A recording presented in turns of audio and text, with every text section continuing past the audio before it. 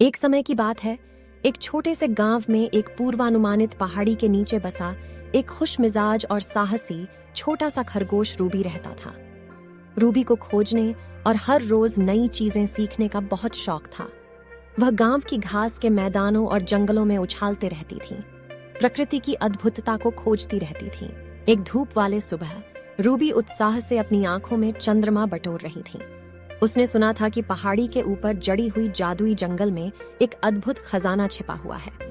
कहा जाता था कि जो भी इसे ढूंढ लेता है उसकी एक ही इच्छा पूरी हो जाती है।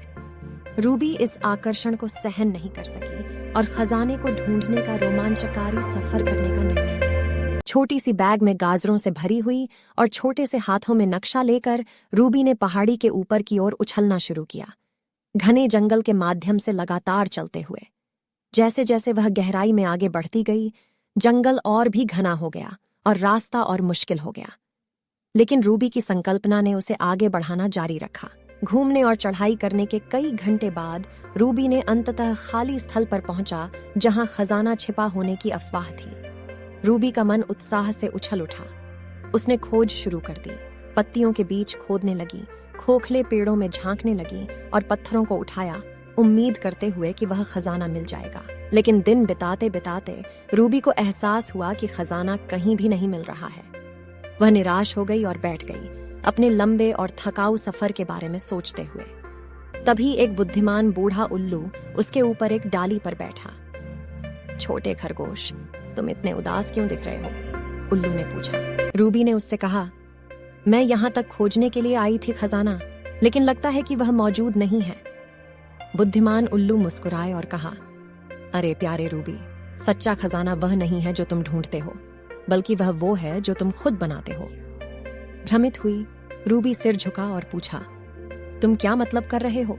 उल्लू ने समझाया, तेरे सफर के दौरान तूने प्रकृति की सुंदरता का आनंद लिया, नए दोस्त बनाए और अपनी ही शक्ति और संघर्ष की पहचान की। यही सच्चे खजाने हैं जो तेरे जीवन में आनंद और पूर्णता लाते हैं। रूबी की आंखें समझ से खुल गईं। उसने महसूस किया कि उसका खोजने का प्रयास उसे अमूल्य सबक सिखा रहा है। उसने यात्रा की ही खुशी का मूल्य मानना शुरू कर दिया, प्रकृति की अद्भुतता को महसूस करना सीखा और संघर्ष की महत्ता को जान गई। जब वह पहाड़ी के नीचे वापस लौटी, तब रूबी को आनंद और कृतज्ञता की भावना हुई।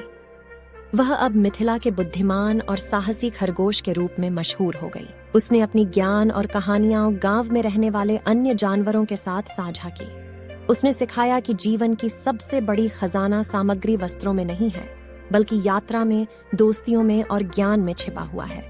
और इस प्रकार छोटे खरगोश की कहानी पीढ़ियों के लिए महत्वपूर्ण कथा बन गई,